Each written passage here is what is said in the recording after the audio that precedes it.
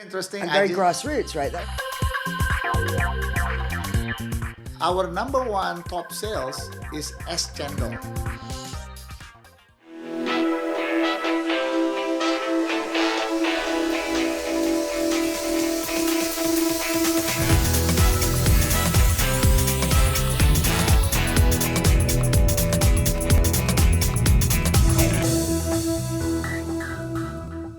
Okkie, welcome to Double Espresso Studios down here in Legian. Oh, wonderful, wonderful. Thank you, Sophie. This is very surprising and very, very nice setup. Significant. Congratulations.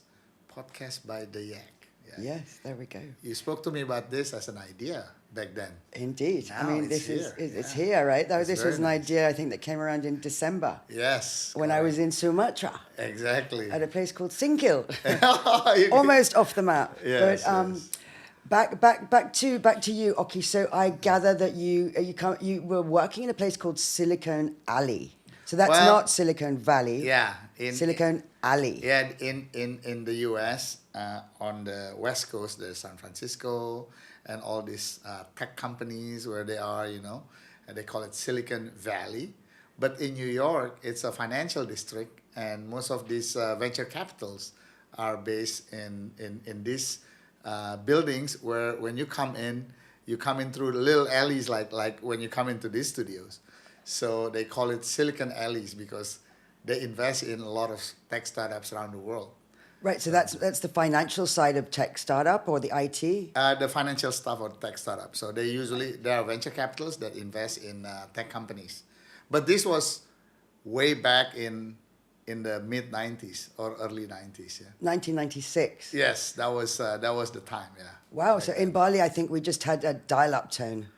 And we still had Rudy's Cafe and Krakatoa, which is where we could go and make phone calls. So wow. Through the internet.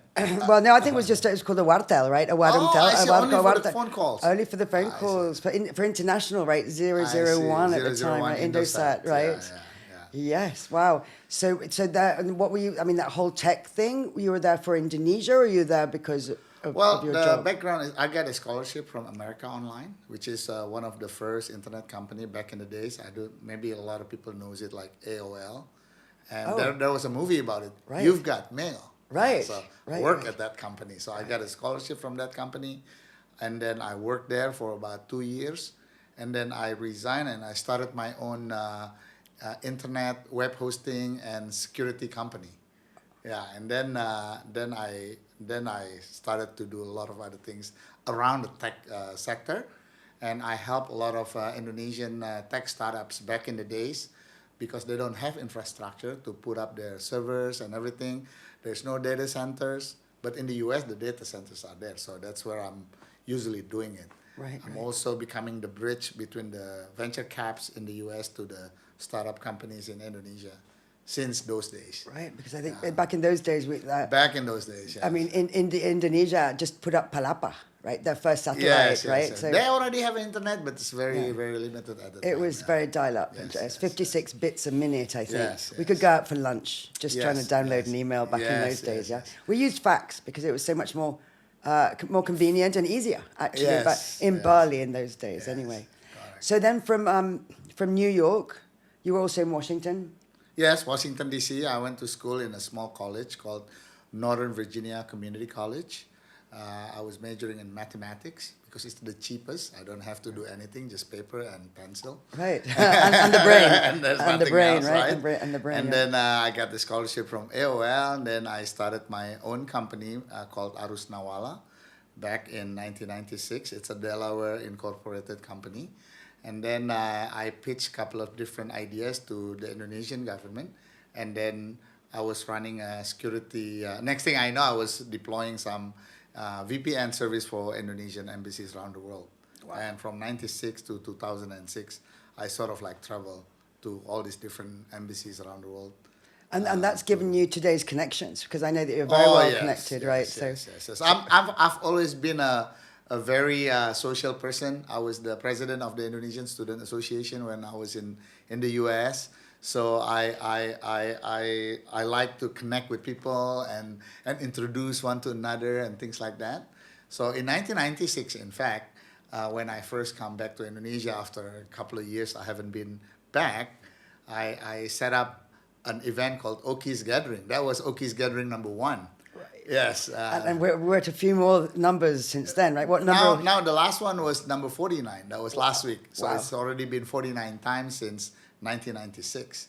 So I put together so I sent, back then it's an SMS blast. There was no WhatsApp, so it was SMS. Only 150 characters, was it? Yes. Back in the So days. it's I use like short Yeah. things, and I blasted to all my friends like, guys, I'll be in Jakarta at this date. Let's meet at this restaurant or this cafe from this hour to this hour. And then usually between 50 to 300 people comes for So- each event. Right. So tell me about your number 49 that you just hosted in Jakarta. I gather. Yes. Yeah. So number 49, I was working together. I was asked by this organization called CMSI. It's a Community for Marine Studies Indonesia. There was Firman Santoso and Nino and a couple of other guys who has passion in the marine life in Indonesia, like sailing, boating, and that kind of stuff. So we put together an event where a gathering where all the boat owners or the stakeholders of the marine industry in Indonesia put together. So we had the event at the Kemayoran Expo at the same time where it's inside the auto show, IIMS, Indonesian International Motor Show 2022. So it's inside that event. Wow. And I'm sure you're looking forward to having your own event outside of an auto show in the next few years, right? Oh, yeah, we'll see. Okkie's Gathering number 50 should be planned very well. All right. We'll see. Brilliant. Yeah. So touching on to Indonesia and them opening up about the whole marine industry, I do gather that you've been quite instrumental in encouraging the powers that be to really push forward the idea of marinas. Yes. It's very interesting. Indonesia, only since Jokowi, we only position the leaders of the countries position Indonesia as a marine-centric countries. Because before that, nobody's ever talked about the marine industry other than fisheries. But then when Jokowi is positioning our country as a tourism destination, then people are exploring what other potential other than just Bali, for example, right, or Borobudur, right? And then the finishing industry in Labuan Bajo started to flourish. I get an opportunity to work with a couple of friends who owns a couple of boats. They trust me to manage those boats. So then I get exposed to that industry more and more. And as I looking at the opportunities within that sector closer, I see that we don't have marinas for private yachts in Indonesia. No, and why not? 17,000 islands, there are only 4. Wow. The whole nation. And a couple of those, I think, are linked to the harbour, right? To like the ferry. Exactly. And that's really not what my mind is a marina, right? Exactly. Marina That's should be like private. a commercial and passengers boat for Yeah, ferries and yeah, things like yeah. that. This is like because marina is sort of like a destination, because the whole experience when you have these private yachts, parks, and you have a little bit of a F&B experience and things like that. It's not like you're going to a ferry terminal. Nobody wants to go to a ferry terminal. Unless you're getting on the ferry, right? Exactly, unless you're getting on a ferry, right? So, Right, but marina itself is like a destination for a lot of people to enjoy the atmosphere of being in the marine or like a boat scene kind of situation. So in Indonesia, we have only, I think, the significant ones, there are 4. That would be the one in Batam called Nongsa. There's one run by Pelindo in Banyuwangi, and also another one by Pelindo in Benoa. Very small, both are very small. And there is one Marina del Rey in Lombok. Tell me more about the Lombok one, because that's the one that came to my attention a few years ago. I think it was the most eco-friendly build of marinas. I mean, I grew up in Marbella, Puerto Banús. Yes. Which was definitely not, it was the 70s, so definitely eco wasn't really an aim. Yes. And either side of the marina, they absolutely destroyed the very, very expensive villas and the gardens of those villas. But tell us more about Marina del Rey and Gili Gede Lombok. Yes, Marina del Rey was founded by Captain Ray Lafontaine, a very nice guy from Australia. He was traveling around the world with his boat, and for some reason, he got stuck in the island, and he thinks that he got a very beautiful spot to build the thing. But there are a lot of bureaucracy because Indonesia, we haven't really never released a license for private marinas to private sectors. Most of the places that they have right now is run by Pelindo, which is a government owned. So it took Ray, I think, about 7 years to get the license from zero to. He gave up along the way, but his team's like, oh, Ray, we got to do it, and finally they managed to get the port, the marina up and running today. Right. It was open on October 2019, if I'm not mistaken. Wow. Then COVID hits in March 2020. So they had a good run for about 6 months, and COVID hits.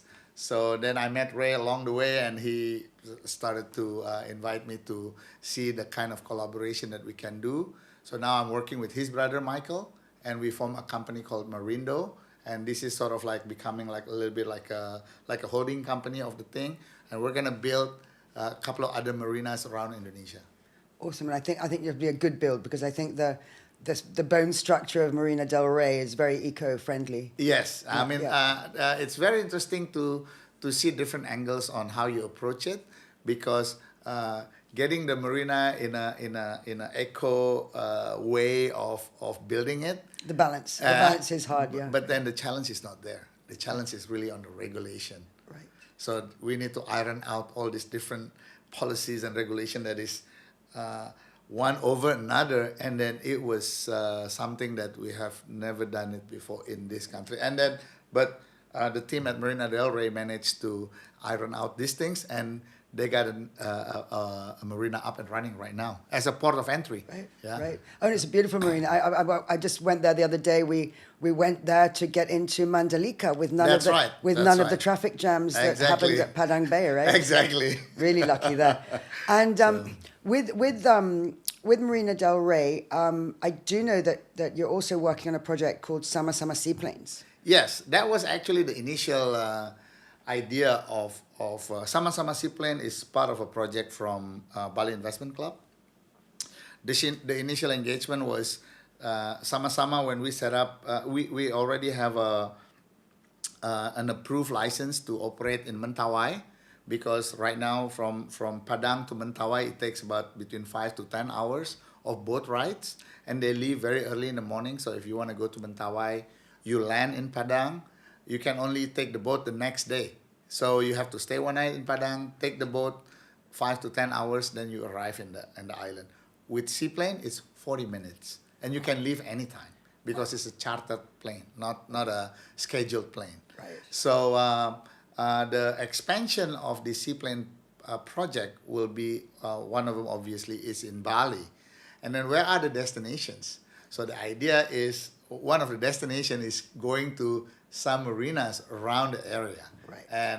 And the initial discussion that I have with Ray is so that my seaplane can land at their marina. And it's such a great marina. It's flat as a tack. So exactly. It's a natural harbor. Yeah. There is no need to dredge. Yeah. It's covered by different islands. There are 16 islands in the area.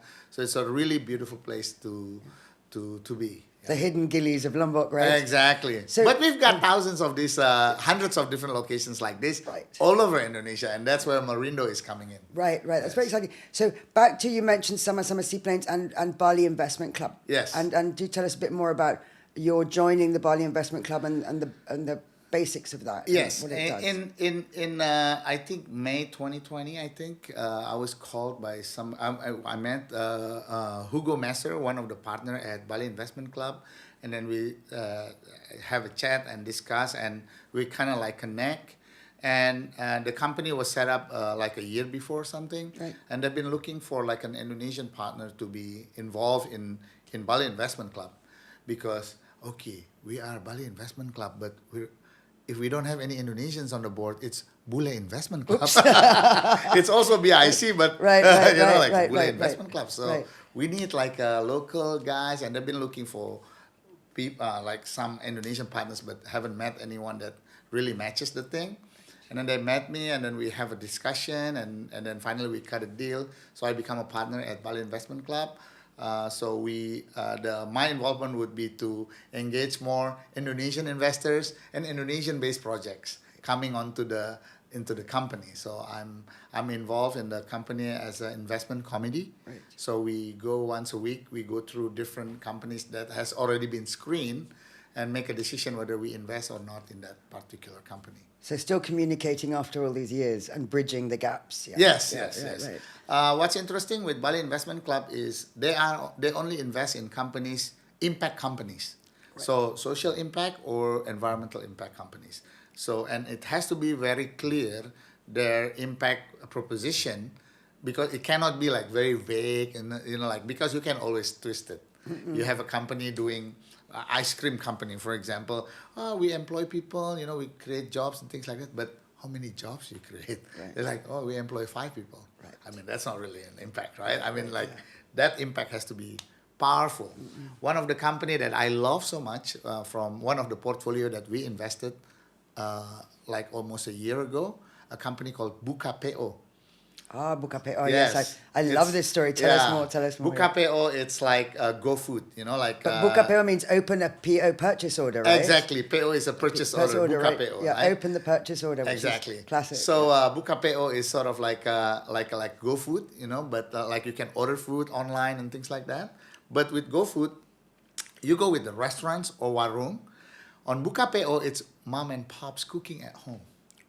So this is like a home cooking, and the opportunity is millions of them. It was all that delicious food, Exactly. Food in Indonesia, right? So as of so we invested in the company last year, and then I think we're closing another round just a couple of weeks ago.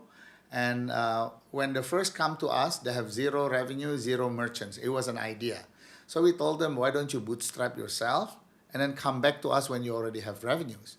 So about 6 months later, Olaf, the founder, came back to us and said, okay, now we already have, I think, 100 merchants, mostly female, and about 70 million rupiah per month revenue. It's like, oh, okay. So we invest about $100,000. As of February, like last February, they already had 700 merchants. Wow. And almost $2 billion per month. Wow. 2 billion rupiah. Rupiah. Yeah. Wow. And That's very interesting. And very grassroots, right? And very grassroots. This is mom and pops cooking at home. Yeah, This is like so important to really exactly. spread the. Our number 1 top sales is es cendol. Right. So there's this ibu-ibu Right. making es cendol and selling it through Bukapeo, 100 million per month. 100 million per month From selling es es cendol. cendol Wow. of 10,000 rupiah per glass. Wow, she's busy. I'm sure she's started to employ all She's the super family. happy. I think she's all sending the family, cendol right? to the office every day or Right, something right. like that. And everybody got Right, right. afraid they get diabetic or something. Right. I'm moving on because obviously that's not the only thing you do. I've been talking to you for a while, and I think the most important bridge that you're now creating is the foundation or the charity foundation, the non-profit organizations. Yes. Will meet an artist in Jogja, and I think you're building an art community in Jogja. Yes, correct. To create an NFT. Yes. So basically, you're marrying an artist with a charity equals NFT. Exactly. Right. So tell us a bit more about that. And it's called Purpose. The company called Purpose Art. Right. Yeah, the company is called Purpose Art. It's a Singapore-based company that we set up a couple of months ago. So what happened is, I've been busy dealing with BIC and all these impact companies and stuff like that. So everything on my head was just all about impact, which is good, like we have our chairman, Terry Sanders, like, you have to do everything with impact because it's just being responsible to your surroundings. Right. So everything is impact. And I have an IT background. I do trade cryptos a little bit, here and there with Toko Crypto, Binance and stuff like that. And one night, like I remember it's August 28th, 2021, I was, typing on my computer, working on stuff, and ping, I just got an idea. Why don't we create this NFT platform where I can make like a matchmaking between the artist and the non-profit organization. So it's like a Tinder. Business Tinder. Like a business or charity Tinder. business Yeah, Tinder, it's right, like right, a right. no, it's like a the Tinder between the artist and the non-profit, Right. where the artist will upload their profile and their artwork, and also the kind of impact that they want to support, the kind of causes that they want to support. Let's say they want to support animal related, HIV, cancer, whatever. Education. Yeah, Yeah, yeah, education, yeah. blah blah blah. So when the nonprofit logs in, they can browse different artists, and let's say they like the artwork, but the artist doesn't support the cause. And then finally there's a match. They like the artwork, and artists also support the cause. Ching, there's a match. Then we work out to create this what I call the Impact NFT series. This Impact NFT series that we're going to create for each of the project that we have consists of. And how many projects do you have right now? Because I know you only just started. In fact, you haven't really started. Yeah, we are going to launch our first one with a nonprofit here in Bali called Bye Bye Plastic Bag. I think they're very famous in Bali, and part of Youthopia, yeah? and part of Utopia as well. And then as I getting along with Melati, and it's like, and Melati really loves the idea. It's like, Pak Okkie, we would like to get you, but we would like exclusivity, because we have Utopia, we have 260 nonprofits around the world, and we would like to work with Purpose only. But if Purpose has a nonprofit organization that is led by under 25-year-old leaders, I would like you to refer them to Utopia. It's like perfect. Easy. So now Purpose, we have 260 NGOs in the pipeline that we're going to work on for the next 5 years. You know, if it's one nonprofit a week, it takes us 5 years to finish all of them. Right, and that's a lot of art as well, right? That's a lot of artists. That's why I'm setting up a Jogja office. Right. And then we're doing a lot of recruitments over there. So right now, just we only set it up like a month ago. Now we already have 6, and then but we're gonna build more teams over there in Jogja. Why Jogja? Because they have a lot of schools, and the city is very a lot of artists, right? artsy, Yes, very artist. A lot of artists, a lot of creativity, and I like the vibe. And I also like to travel, so of course, getting out of Bali once in a while is great. Right. And just a question, I mean, is it going to cost to buy one of these Purpose NFTs, or and let's say art, plus charity equals NFT? Any of those NFTs, are they going to cost thousands of dollars? I mean, how's that working? Because some of them are unaffordable. Exactly. Right? Yeah. I mean, in the NFT world, there are a couple of different chain that you use, like the different blockchain that you use with respect to the base where you build your NFT at. We're using right now as a default is Solana. Even though our company Purpose, we are chain agnostic, so we don't really care what kind of chain that we. You're a chain agnostic. Yes. Never heard of that. That's brilliant. Blockchain agnostic. So right, we if the nonprofit would like to use Ethereum, then we can use it, because then we don't want a cheap NFTs and things like that. We want like big ones and more expensive. Yeah. Then you can afford to use like a more expensive chain. But we are using a chain called Solana. It's very very efficient. So we can release a more affordable NFT as low as like $10 or even $1 ones. Right. So I could have an NFT for $10. Exactly. Perfect. Exactly. So out of each project, we're gonna create 11,111 NFTs, where 10,000 of them will be $10, 1,000 of them will be $100, Perfect. 100 will be $1,000, 10 will be 10,000, and then one NFT will be $100,000. So if you're a big billionaire, you would like to support Bye Bye Plastic Bag, you can buy the $100,000 NFT. Perfect. But if you just like, I like the idea. I want to buy one for Christmas, right? Exactly. To give some friends. Exactly. I want to give it. Okay, maybe I buy 10 of the $10 ones, and I give it out to my friends and things like that. That's what I would do. Yeah, exactly. Yeah. So we have the NFT for everyone to support the causes for everybody. So in this case, it's very interesting because in the world we have about more than 10 million non-profits organization, and each of them, they have a base of donors that contributes and that gives money to this, and 69% out of this $800 billion being donated every year are retail individual donors.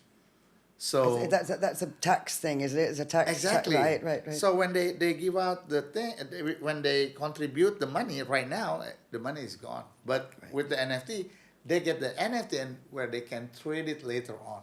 So they get something. All right. So it's not something for nothing, but it's something for something. Something for something. Wow. Plus, Right. when they manage to flip it or sell it to another guy, there is like a royalty attached to these NFTs. Right. That royalty goes back to the nonprofit and the artist.